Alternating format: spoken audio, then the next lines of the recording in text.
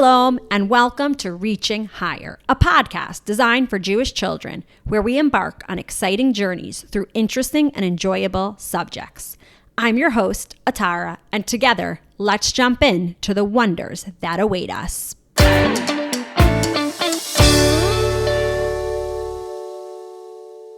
Welcome to our newest episode of Reaching Higher. Today is a fun one. Like the title says, today is all about movie making. We have a fun episode planned, and we're going to start off by talking to my good friend Paula. Paula makes movies, but she didn't start there. Let's join her to learn all about her journey and all about creating films. Hi, Paula. Welcome to Reaching Higher. Can you introduce yourself? Tell us where you're from and where you live now. Sure. My name is Paula Kweskin Weiss, and I'm originally from Charlotte, North Carolina, and I live now in Ra'anana, Israel. Okay, so Paula, I know now you're involved in movie making, but I want to talk about the transition that you had and your life before movie making. So I know you were a lawyer. Could you tell us about your background as a lawyer? Yeah, sure. So I went to law school in North Carolina, and I was really interested in human rights and international law. And actually, at law school, a lot of my professors told me that there's no such thing as getting a job in human rights work or in international law, which seemed really strange to me considering that I was learning about it. But I really did have people say that to me over and over again, that I would never get a job in the field. Um, I decided once I graduated and took the bar that I wanted to come to Israel and explore this beautiful place, which I didn't know very much about. And I luckily, through the help of another professor, did find a job in human rights work and international law. And I was working with a nonprofit organization, and we were writing reports and representing Israel's story at the United Nations, which the United Nations is a major, massive organization that represents all the different countries in the world. So here I was doing international law, even though everybody said I couldn't. So I did that work for about a year and a half until I honestly got kind of tired of it, and I felt that maybe working at the United Nations and with the United Nations wasn't exactly the best way to change the world as I had hoped to do. And I was talking to a friend one day, and she said, "Hey, I work for this movie company. We're making a documentary movie about women's rights. Would you be interested?" And I got so excited. And even though it wasn't a job specifically for a lawyer, I felt like with all my training and my interests in human rights and law and women's rights, that it could be a good fit for me. So I jumped at the opportunity, and I started off as a research assistant. So I would look into different stories and learn about different people around the world and bring it back to the director and the producer and share the stories that I had learned about with them. And slowly, I became better and better at my job and took on more of a leadership position until finally I actually became the producer of that documentary film. And honestly, I've been making films and in the industry ever since. And that was over 10 years ago. Wow. Okay, Paula, I have a lot of questions for you. Question number one, to move back a little bit. Could you define for us what is human rights? You wanted to work in human rights and international law, but what exactly is human rights? That's a great question. So it's hard to define it because it means a lot of different things to a lot of different people. But what I would say is that there is a basic understanding of how every person should be treated. Every woman, every man, every girl, every boy, no matter what their religion is, no matter what politics they have, no matter what they believe in or what country they come from, there are certain ways that everybody should be treated all the same. And we know that that's very hard to do, but the idea is that we have a a body of law. That's what we call a body of law. It just means a group, a set of laws in which we try to think about how people can live in dignity, how people can live in a happy and healthy way. Wow. Okay. So it seems like you really want to change the world if that was really what you always wanted to work in. So that is so amazing. So you started saying that I think you started saying that you started producing a movie. Could you explain to us? I know there's a lot of different parts in writing a movie and making a movie, a writer, a director, a producer. Who else plays a role in making movies? Can you break that down for us? Yeah, totally. So I love talking about this. Movie making is complicated, but the best way that I can describe it is that let's say you have an idea for a movie. Let's say something really cool happened to you, like you were at the beach and there was a big wave, and after the wave washed up on shore, there was a big hidden treasure. I'm just making this up as I go along. And you want to tell the story about you at the beach and the wave and the treasure chest. Okay. So you have this idea in mind, but how can you get your idea into an actual movie that people can watch? So first you would take your idea to somebody called the producer. And the producer is exactly what it sounds like. They produce something, they create something from nothing. So for me as a producer, people come to me with their ideas and they say, I want to make a movie about, let's say, the beach and the treasure chest. Well, I take that and I start thinking about all the different parts and things that we would need. We would need to film at the beach. We would need to have a treasure chest, right? We would need to think about all these different things. And then I hire or I find the director.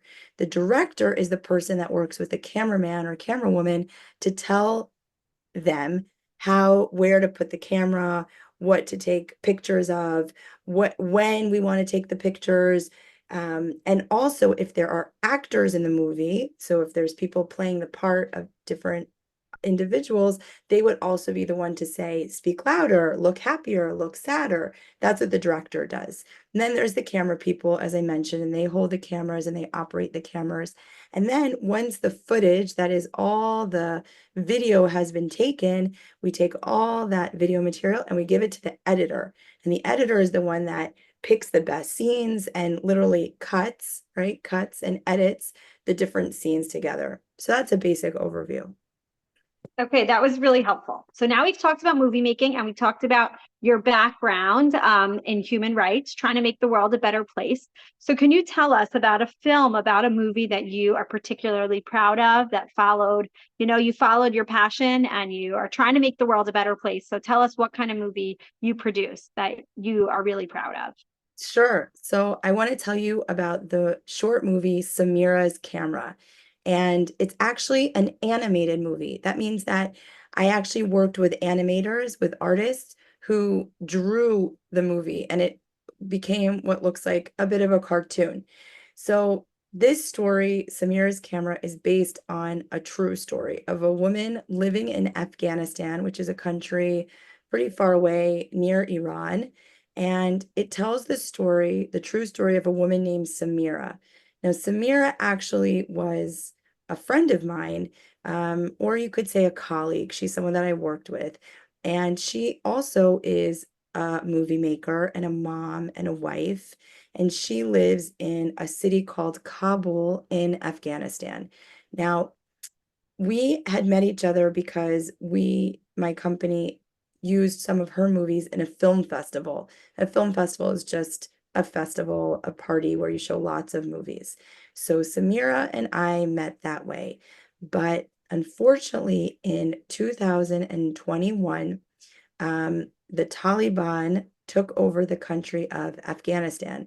And the Taliban are not a very nice group of people, and they don't believe in human rights, and they don't believe in women being able to work and for girls to have an education. And it's a very sad situation that the country went from being a democracy where people were starting to have more and more rights to having this sad situation. So Samira told me about her story, and she also told another colleague of mine about her story. And I was very inspired by her bravery. Samira continued to film in Afghanistan, even when it was very dangerous. And she continued to try to speak out for women's rights, even when it was not very acceptable to do so. And so I was very inspired by her story, and I wrote a small film about her life. And then we animated the film and we finished it and we shared it all over the world to tell Samira's story and the story of other women and girls in Afghanistan who really would like a better life. And so we use these movies with my company, it's called the 49%, to try to inspire people to take action and to be educated and to learn what it's like for women and girls in other parts of the world. And you can check out Samira's camera on YouTube. That is fascinating. I'm sure that was so meaningful for you to highlight her story. Can you tell us, Paula, about some of the challenges you face, whether as like a Jewish religious woman or just in general about making films and how you've overcome those challenges? Yeah, I think that I love my work because I get to meet people from all over the world, and it's very exciting to learn about people from different cultures and different backgrounds. A lot of times, people might have never met a Jewish person or especially a religious Jewish person. So I feel like I have a big responsibility to share my culture and my background and to make sure that I'm treated with respect and that they're treated with respect, even though we might be very different from one another. And it's important for me to have a lot of pride in telling people where I'm from. And that sparks lots of interesting conversations. Sometimes those conversations are hard because sometimes we don't always disagree. We don't always agree and we disagree about Right. politics or different things. So that can be very challenging, but I think it's a really important part of being in the world and being a Kiddush Hashem and sharing who we are with the world. And then I guess also another challenge is if I'm traveling or if I'm filming, sometimes it's hard to work around Shabbat. Like we definitely have to stop filming before sundown or not even film on Friday and make sure that I have kosher food when I'm traveling or when I'm in different places and spaces. So um, I would say those are some challenges, but I'm really proud to be in this field and doing this work. It sounds like it's definitely meaningful, and it sounds like your job is motivated by making a difference in the world. So, what advice would you give to kids listening to Reaching Higher, our podcast here, who want to make a difference in their communities? How can kids take from what you're saying and be inspired by what you're doing in the world, and where can they start? Well, I started being interested in human rights when I was really young. So it's never too early to start learning about different cultures and people that are different from us, and to learn about the politics and the experiences that people are having in different parts of the world, because we're all connected in some way. And I think it's really beautiful when we can find common ground and also learn to have empathy and to care about people that are different from us. So I would read different books if you can and watch appropriate movies and educational information. And also maybe you remember from the part of the story where I said that I even had professors who told me that I would never get a job in this work and there was no such thing as finding a job. And that was a little bit disappointing at first, but I didn't give up. And in my heart, I knew that there had to be jobs that would let me live my passions. And there had to be opportunities. So I would say, even when somebody tells you, oh, that doesn't exist, or oh, you can't do that, I would question them and not question yourself and just keep on reaching higher. I love that. Thank you. There you go. You really, I'm getting into our tagline here. But I like that because you could always reach your goals. And some people are what might tell you that, it's not possible. And you're saying that you're a living, breathing example of they're saying that it's not possible. And you're saying, yes, it is. You might have to be a little bit more creative, or it might not be the first job you have. It might come to you, a little bit later, but it doesn't matter. You could still reach that potential and follow your dreams. Totally. And what was interesting for me is that the law school that I went to, they never had anybody work in that field. So they just didn't think that that was possible. But at the law school down the street, they had people working in that field. And I think sometimes, even if our teachers or our communities, maybe they don't know about certain opportunities, but then how can we find the resources to learn about additional opportunities or additional experiences? So kind of to like think a little bit beyond our own community and what else might exist out there. Paula, thank you so much. This has been so interesting. I love that idea about like thinking outside the box a little bit and thinking and reaching higher, literally just reaching higher, right? Totally, totally. This was so fun. Thank you so much for having me. Our pleasure. Thank you so much. I would now like to take you all on the magical journey of movies. A long, long time ago, before you could watch movies on your TV or your tablet or your computer, there was a special kind of magic called cinematography. But what is that big word? Well, it's the way we create the illusion of movement by showing lots of still pictures really fast, kind of like magic. It all started in the 1800s when investors were trying to figure out how to make pictures move. Nobody invented cinema and movies all by themselves, but in 1891, a man who you might have heard of, named Thomas Edison, and his team created a cool gadget called the kinetoscope. It was a box with a tiny window where one person could look at a time and they could peek in and see moving pictures. By 1894, people were lining up at parlors all over the world, looking into these machines, amazed at the magic of motion. But here's where the real fun began. In 1895, two clever brothers, really smart guys from France, named Auguste and Louis Lumière, invented something even cooler, the cinematograph. This machine didn't just show movies, it could make the movies also. And best of all, it could project movies onto a big screen, so lots of people could watch them together at the same time. Imagine seeing moving pictures for the first time ever. You're in a really dark room with a lot of excited people. And that's exactly what happened in Paris, where the first movie theater was born. Now, these early movies that we're talking about, they were really short, sometimes only a few minutes long, not what we're thinking of what we have today. They were shown at fairs or music halls, but there was actually no talking. It was only music and, of course, laughter from the audience. But soon, filmmakers, movie makers started telling longer stories. And by the year 1914, movie theaters were popping up everywhere. America wasn't the leader at first. Europe and Russia had bigger movie industries. But things changed during World War I when the American film industry grew a lot. Then came the big splash of color. At first, movies were only black and white. Maybe when you think of old movies, that's what you think of. But by actually the early 1900s, about 125 years ago, investors figured out how to add color using special techniques, like hand painting each and every frame, each and every picture that they put together. In 1939, two very famous movies, Gone with the Wind and The Wizard of Oz, became some of the world's first films to use vibrant color.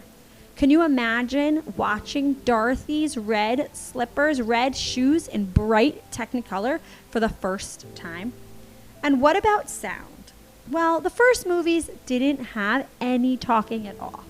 But in 1927, everything changed when a movie called The Jazz Singer hit theaters. It was the first film where you could actually hear the actors speaking. This was the beginning of movies as we know them today, full of color, sound, and amazing stories.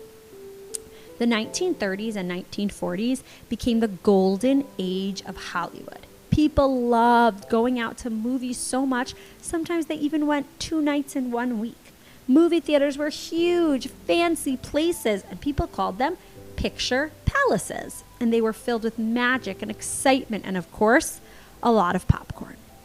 As time went on, technology kept improving. And by the 1950s, Movie screens got bigger, sounds got louder, and even special effects began to wow the audience. And then, much later in the 2000s, we moved to digital formats where the movies were no longer on film reels, but were stored on computers. Today, we can watch movies anywhere. Sometimes we can go to a big theater, but we can also watch at home on a tablet, a phone, a computer.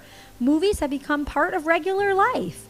But no matter how many things change, the magic of movies has always stayed the same. And who knows what movies will look like in the future? One thing's for sure, they'll always be full of adventure, fun, and lots of magic.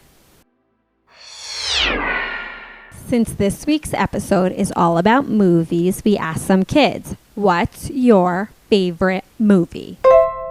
Hi, my name is Matan and my favorite movie is Mulan.